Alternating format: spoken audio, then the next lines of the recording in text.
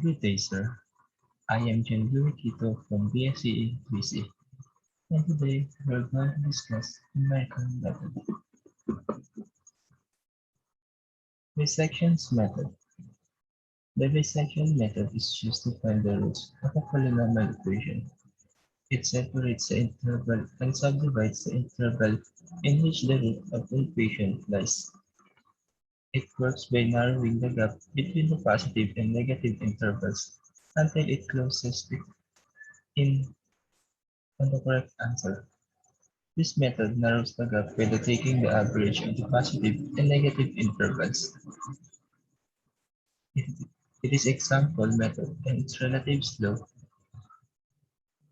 The bisection method is also known as interval halving method, root finding method, binary search method, or dichotomy method. So sa bisection method, ito yung pinaka-late niya yung gap between positive and negative intervals para maging makuha natin yung ano, terminating condition satisfied. And we have the iterative formula, getting the root estimate. X sub 2 is equal to x sub 0 plus x sub 1 minus x sub 0 all over 2, or x sub 2 is equal to x sub 0 plus x sub 1 over 2. Para makuha natin yung root estimate. And tayo sa procedure to get the solution for continuous function. First, find the 2 points, say A and B, such that A less than B and function of A times function of B is less than 0. Find the midpoint of A and B. B is the root of a given function if function K is equal to 0. Else, follow the next step. Divide the interval A and B minus if function of T times function of A less than 0. There exists roots between T and A. Else, if function of T times function of T is less than 0, there exists a root between T and B. And repeat the three steps until n of T is equal to 0, or until you get the terminating condition satisfied. Next, punta na tayo sa regular parsing method. And in regular parsing method is a numerical method for estimating the roots of a polynomial f of x. A value x refers the midpoint in the bisection method and serve as the new approximation of the root of function of x. The objective is to make convergent parser assume that function of x is continuous. Yeah. As you can see, we have the example graph in regular parsing method. And ito naman tayo sa step 2. Find points A and B such that A is less than B and function of A times function of B is less than 0. Take the interval A and B and determine the next value of x sub 1. If function of x sub 1 is equal to 0, then x sub 1 is an exact root. Else, if function of x sub 1 times function of b is less than 0, then let A is equal to x sub 1. Else, if function of A times function of x sub 1 less than 0, then let B is equal to x sub 1. Repeat step 2 and 3 until function of x sub 1 is equal to 0, or function of x sub 1 or DOA, where DOA stands for degree of accuracy. We have iterative formula using similar triangles. And to get the terminating condition, I root estimate rather. X sub 2 is equal to x sub 0 minus function of x sub 0 times x minus 1 or x sub 1 minus x sub 0 over function of x sub 1 minus function of x sub 0. So, para makuha natin yung estimate, we can use the similar triangles. The second method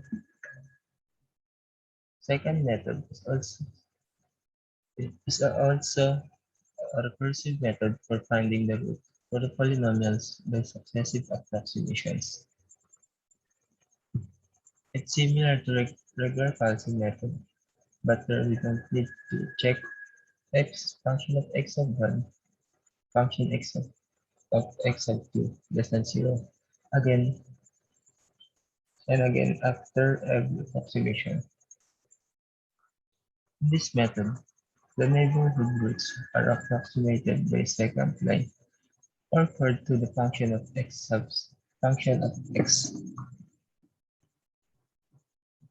It's also advantageous of this method that we don't need to differentiate the given function x as we did in the Newton-Raphson method.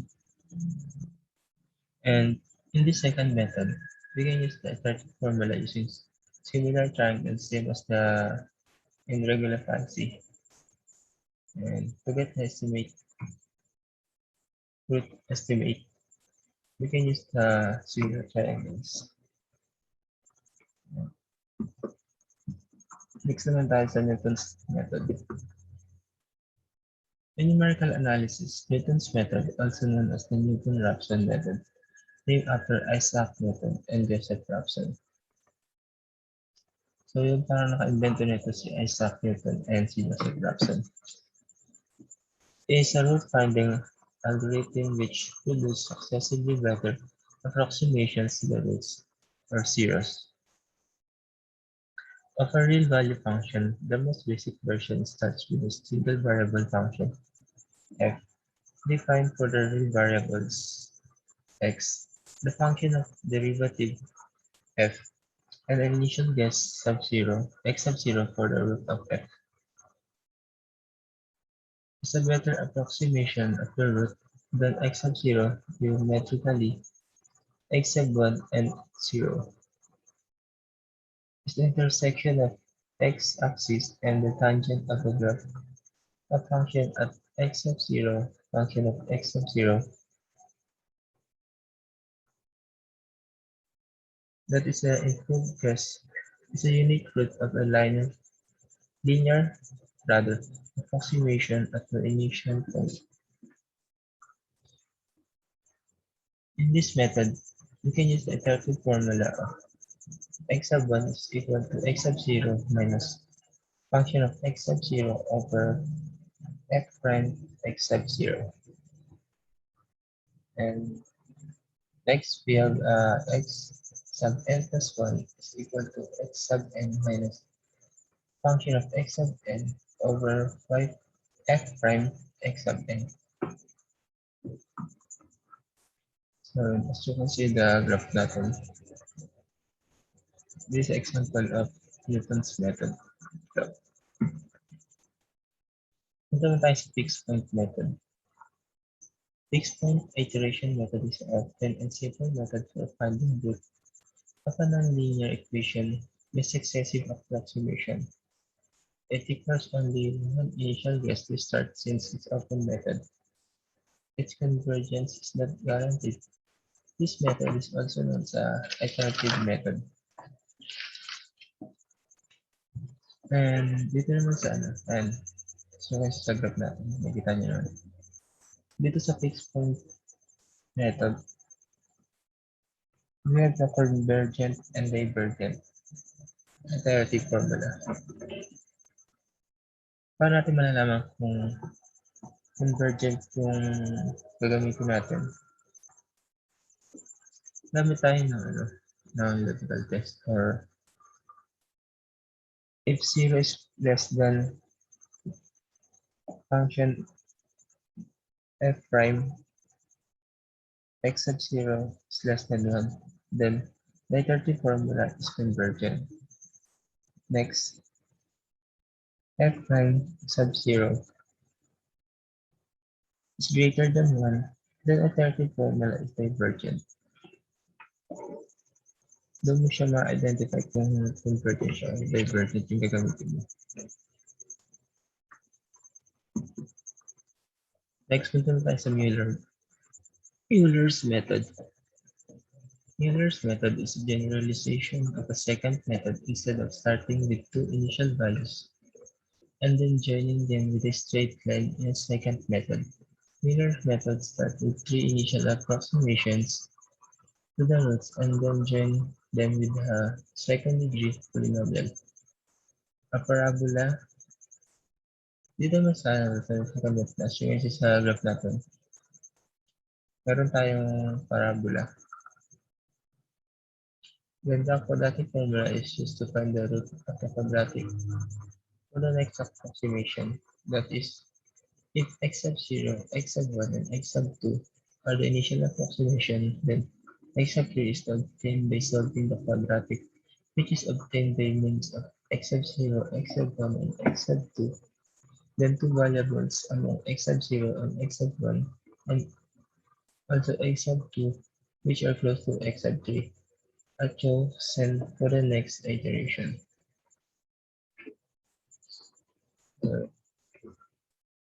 Mas lalo natin madi-discuss na pag punta tayo sa mga ginawa natin Excels sa lahat ng method.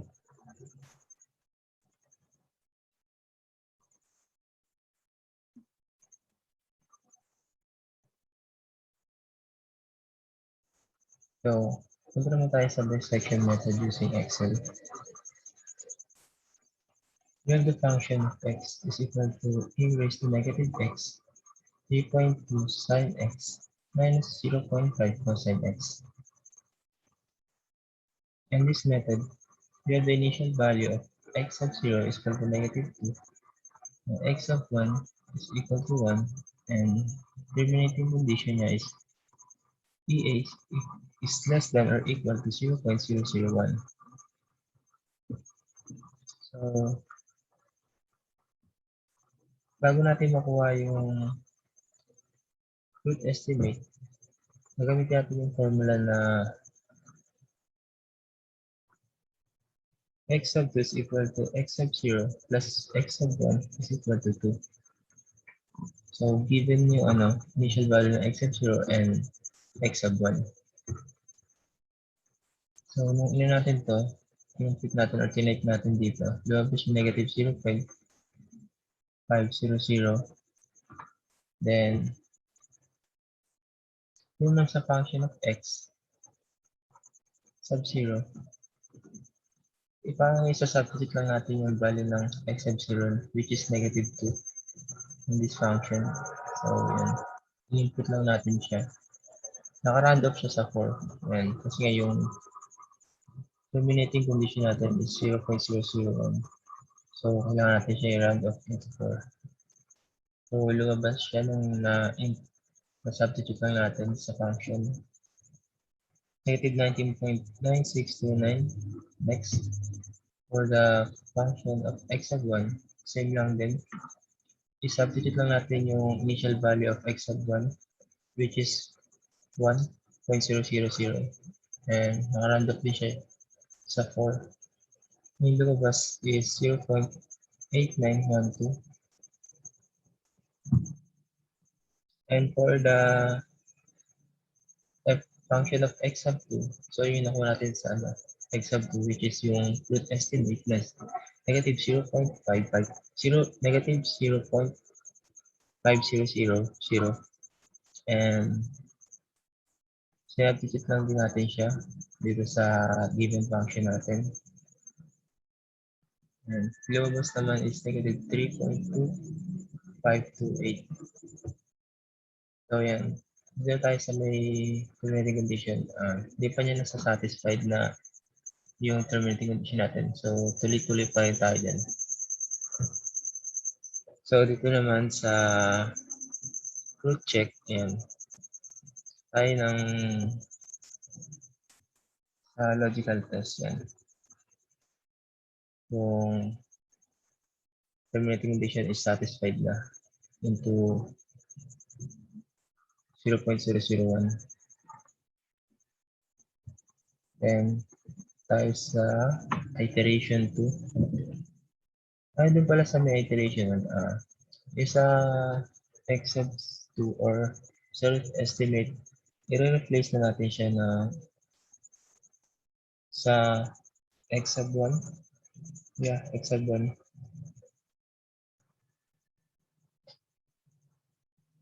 X sub 1. So, yan, same procedure lang din gagawin para makuha yung x sub 2 or root estimate. Gamitin lang natin yung formula na x sub 2 is equal to x sub 0 plus x sub 1 minus 2. Yan. So, makuha natin itong value na ito na 0.2500.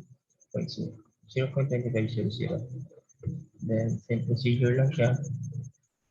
Substitute lang natin yung value ng x sub 0, which is negative 2.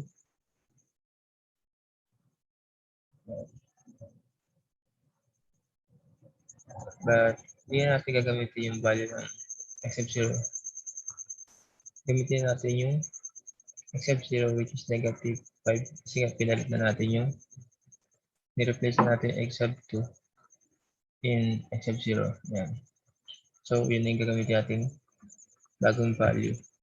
Then, pag nakuha niya hanggang iteration 2, pwede nyo nang i-drag siya pababa. Yan. Automatic na siya makukuha yung mga value na yan. Then, ayan. Nung dinrag siya pababa, nag-check naman siya to doon sa may 0.001, which is ayun yung terminating condition natin. Yan. Nag-check siya. Ibig sabihin, ito na yun. Next, proceed tayo sa regular fallacy method. Yan the function of t equal to sine raised to 2 and times t over 2 plus 5 minus 3.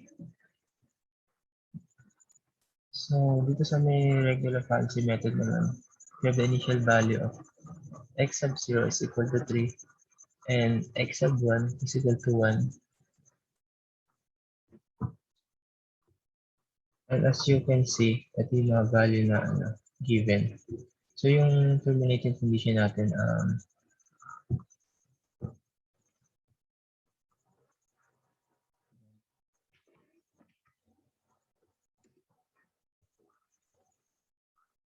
so, P is less than or equal to 0.001. Ayun yung kailangan ma-satisfied natin na terminating condition. So, yun, given naman yung x sub 0 which is 3.000 kasi nga naka-round off siya sa 5. And next sa x sub 2 naman, given din naman siya na 1. So, 1.000. So, dito naman tayo sa may root estimate niya which is x sub 2. Yung ginamit na formula natin dyan yung using similar triangles.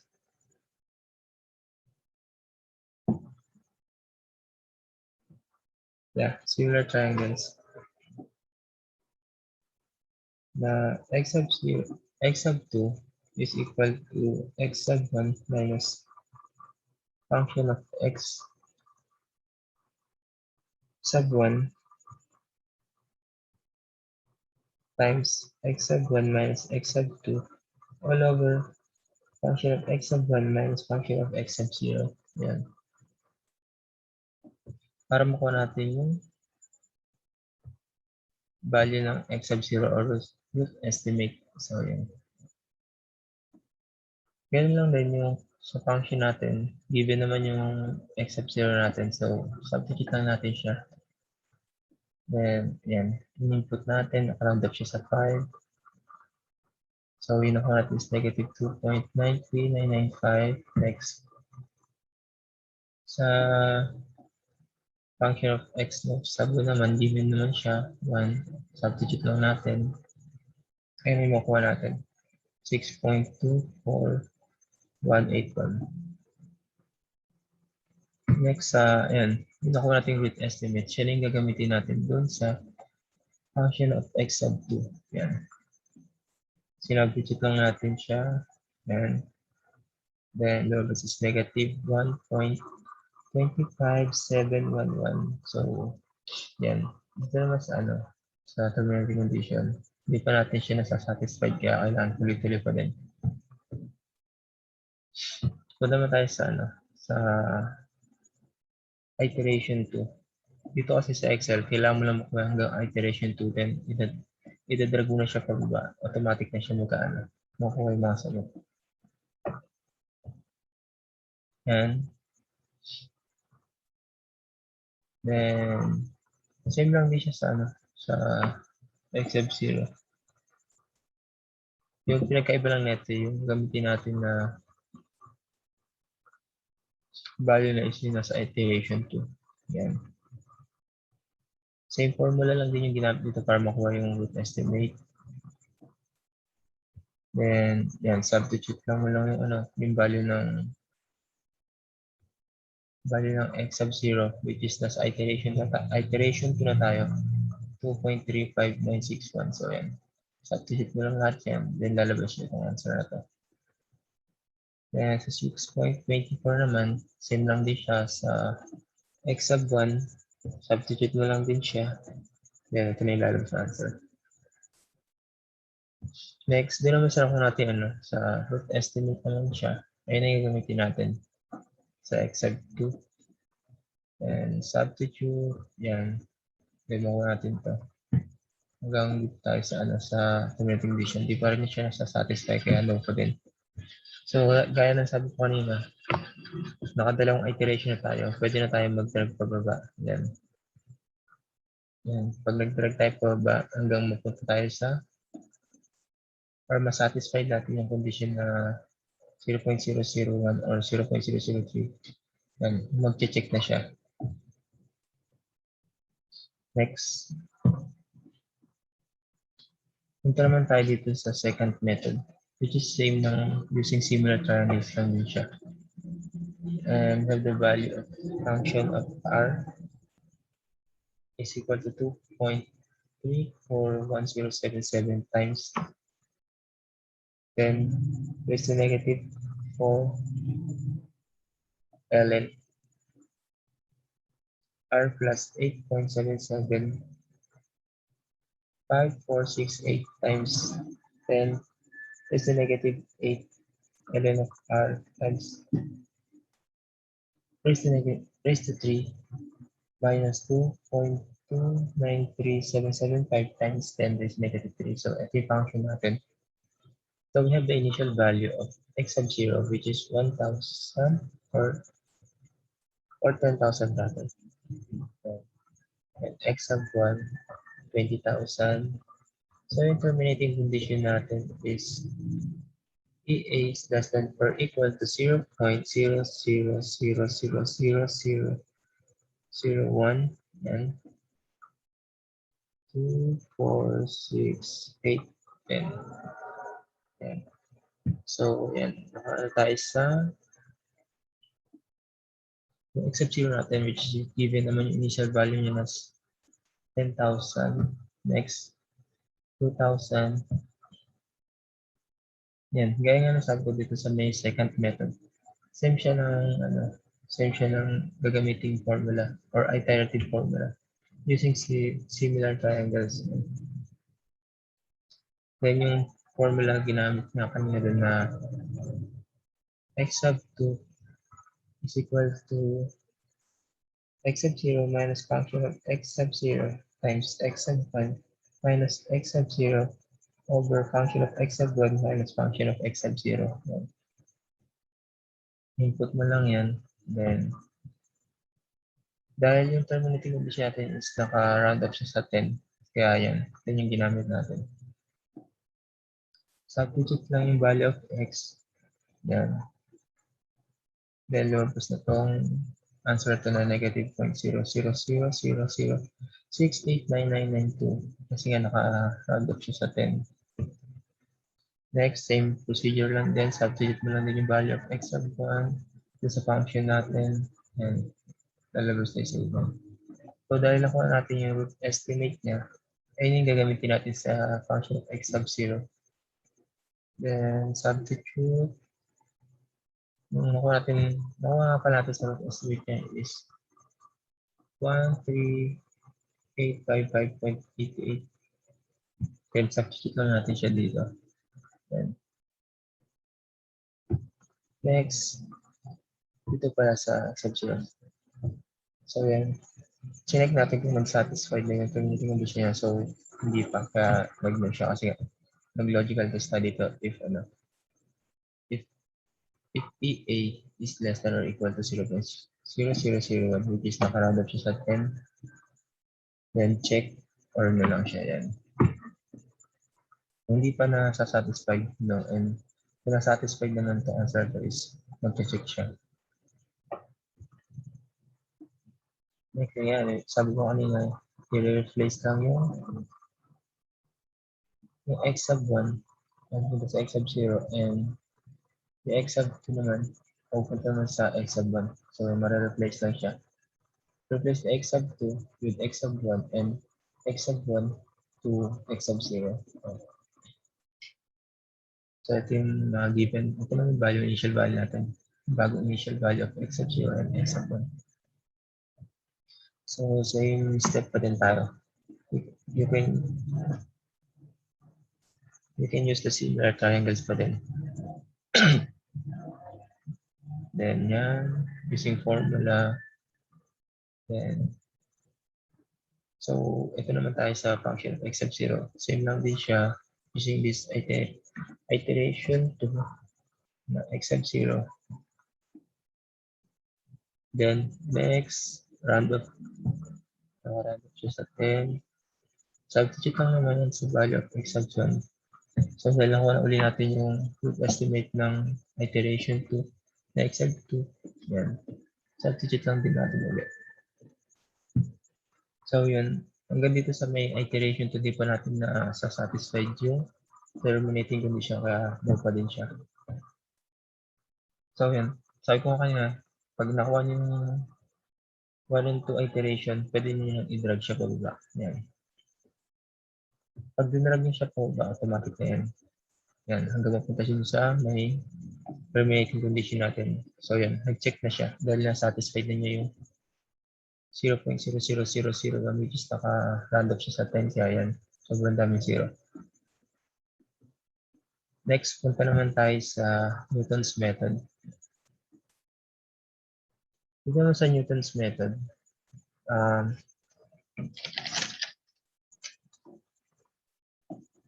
we have a iterative formula na x sub 1 is equal to x sub 0 minus function of x sub 0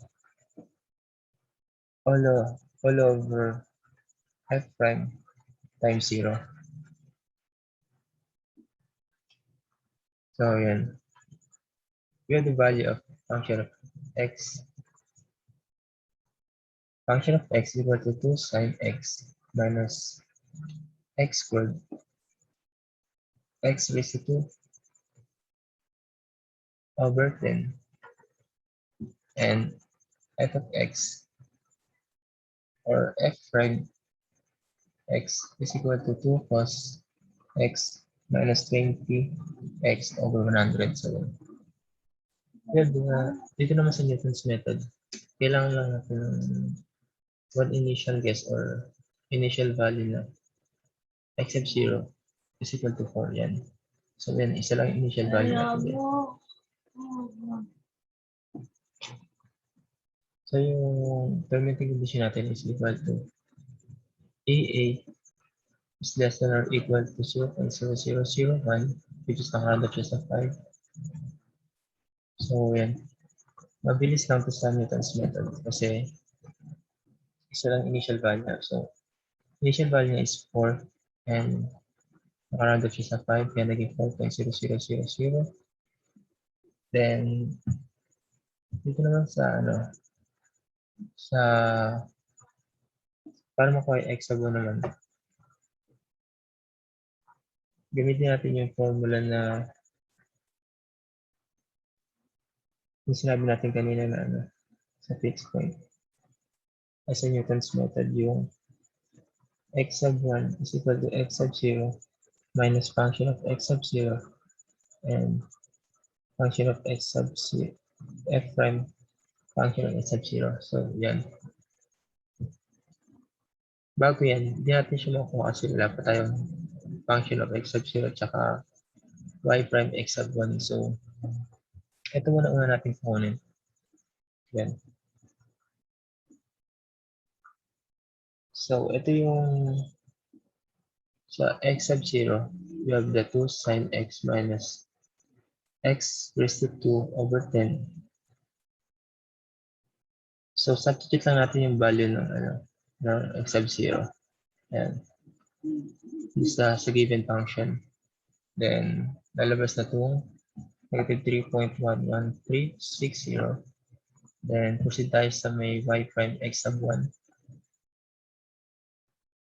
So, dito na sa y prime x sub 1, ito naman siya. F prime x is equal to 2 cos x minus 20 over 100. So, nakaround up siya sa 5 kaya.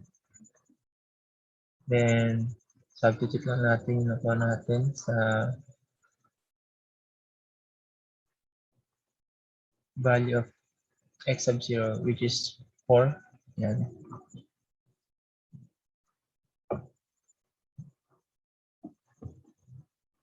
Next, then, meron tayong value of f of x and f prime. So, we can proceed the formula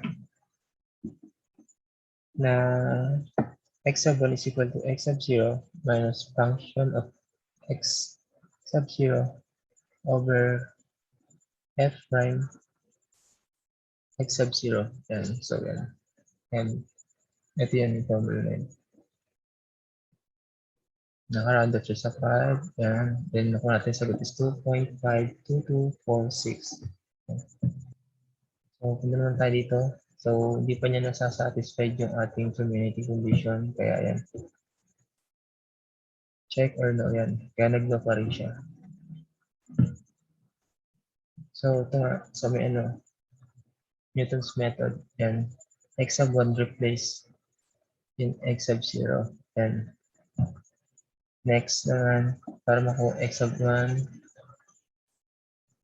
kailangan muna natin makuha yung function of x sub 0 and f prime x sub 1. So, punta na tayo sa function of x sub 0. Yan.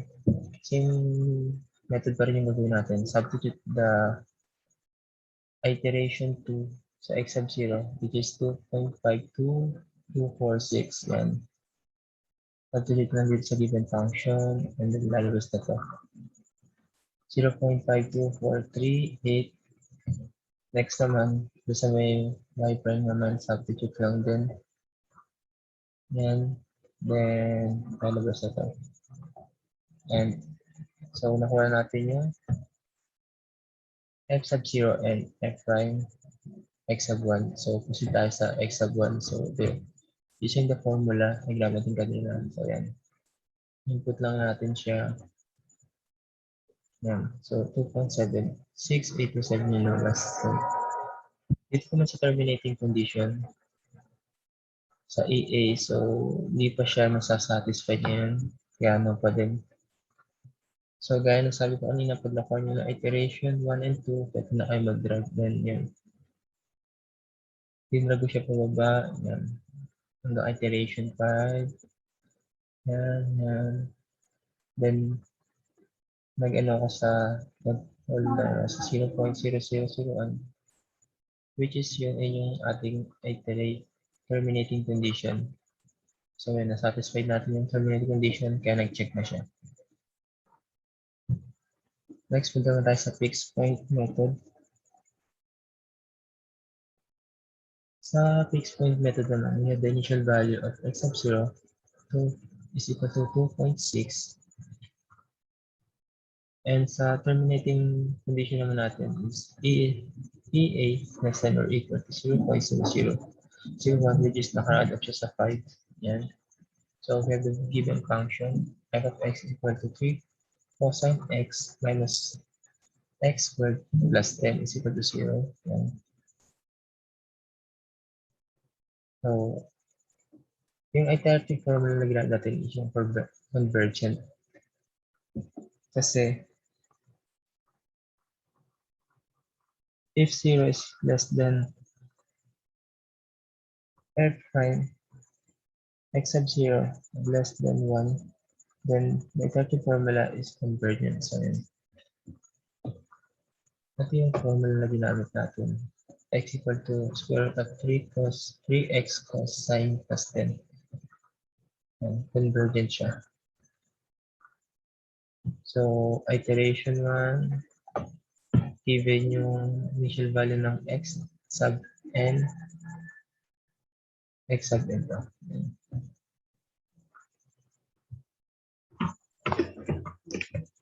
X sub n. X sub n, which is 2.6. Naging 2.6000 kasi nga nakakalap siya sa 5 kasi yung terminating condition natin. Then, using this formula, in convergent, getting the x. So, square root of 3x cos n plus 10. So, yan. I-substitute natin yung value of x in this iterative formula. Then, yan. Substitute, lumabas yung 2.72568. Then, next tayo sa may EA. Substitute lang din natin ito. Yan.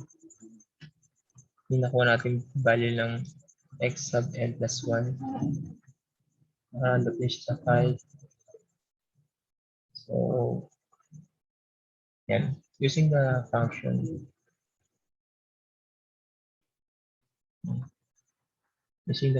or given function, substitute natin yung value ng x sub n plus 1. So, ito yung lumabas. So, hindi pa rin nasa-satisfy yung terminating condition. Kaya, nag-low siya. Tuloy-tuloy lang din. So, x sub n plus 1 replaced in x sub n. So, replace na siya with, which is 2.72568. Next, tayo sa may formula natin na iterative formula na square root of 3x cos sine plus 10. So, substitute lang natin yung value ng x, which is 2.72568. So, lumabas is 2.69365. So, yan. Sa given function naman, substitute na natin yung nakuha natin ng x sub n plus 1. So, hindi pa rin natin na satisfied yung terminating condition, kaya nag-decode siya. So, yan. Dahil nakadalawang iteration na tayo dito, itadrag nyo lang siya pababa. Yan. Kaya nito, dinrag ko na lang siya pababa. Yan, hanggang makuha ko yung terminating condition niya, which is na nag-satisfied siya sa 0.001. So, yan, nag-check siya. So, ganun lang. Ito kasi sa may fixed point, dalawang method yung dalawang iterative formula yung pwede mong gamitin. Convergent and divergent. So, dito sa function na to, na kinumpit natin or kinuha natin yung value niya, nag-down tayo sa control tayo sa convergent. Yan. And last method, Miller's method. Sa Miller's method naman, we have the initial value of x sub 0 is equal to 6, x sub 1 is equal to 7, and x sub 2 is equal to 8. And we have the function of f sub x, or f of x is equal to 0.0043 times x, or x raised to 4, rather, minus 0.0016 x raised to 3 minus 0.7472 times or x raised to 2 plus 1.8249 x plus 12.6986. So dito naman sa Miller's method naka siya. Hindi pa natin ilagay dito kung ano yung terminating condition. Pero yan, nakikita naman natin dito yung terminating condition niya is 0.001 which is nakaano siya sa nakaround up siya sa 5. So mabilis na lang tayo dito kasi masyadong mahaba baka di na mabot yung time ng zoom. So dito sa x of 0 given naman siya 6.00 and x of 1 given din and x of 2. Then hindi mo natin makuha x of 3 kasi wala pa tayong value ng x sub 0 and x sub 1. So, muna natin. Gawin natin yung value ng function of x sub 0. So, sa function of x sub 0, substitute lang natin yung value ng x sub 0 which is 6.000000 sa given function natin. And yung sinubstitute natin, yan, lumabas is 1.97600. Next naman, din naman tayo sa may x sub 1. Yun yung gamitin nating value of x na 7 sa function of x sub 1. So, substitute lang ulit tayo sa value of x1, x sub 1. So, yan. So, bus is negative 1.36440. Then, same procedure lang din. Substitute lang din yung value of x sub 2. Yan. Tapos, dito naman, kung nakuha natin yung value of x sub 1 and x sub function of x sub 1 and function of x sub 0. Tayo sa formula na to na x sub 1, function of x sub 1 minus function of x sub 0 over function of x sub 1 minus function of x sub 1 minus x sub 0. So, ito yung lumabas. Negative 3.3400. Next, same procedure lang din. Pero dito naman yung x sub 2 naman. Yung function of x sub 2 and function of x sub 1. So, yan. Lumabas naman yung negative 2.6365. Next, dito naman is yung pag-minus naman natin yung yung x sub 2 and x sub 1. So, yan. Kung natin is 1. Same lang din siya sa h sub 1. Gusto tayo sa a. Sa a naman, ginamit natin formula dito is nakuha tayo dito sa ano to. Given to. Yan. Then, itong value na to, tsaka itong value na to, pag minusin mo lang. Then, i-over mo siya sa x sub 2 and x sub 1. So, kukuha natin is, hindi pala x sub 1, dito pala sa h1 and h sub 0 or h sub 1. Yan, pag minusin mo lang siya dyan. Then, kukuha mo to. Then, yung lalabas din is 0.48770. Next, sabi naman tayo. Sabi naman, dahil ako natin yung A, na-times naman natin siya sa h sub 1. Then, add lang tayo. I-add lang natin yung natin dito sa value na to. Yan. Tapos, yan, sa C naman, ikakaan lang natin yung sa may value of x sub 0. Ikakapil lang natin siya. Yan. Next naman, dito naman sa may sa D, yung value of P or B Yan.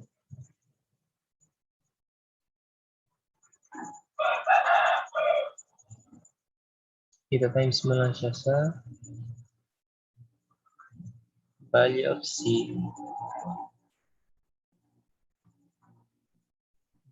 Times mo siya sa value of A rather, and value of C. So, yan. Lalabas na is 3.28627. So, dito na sa may, sa ER naman. So, yan. Hindi pa rin nasa-satisfied yung terminating condition natin, which is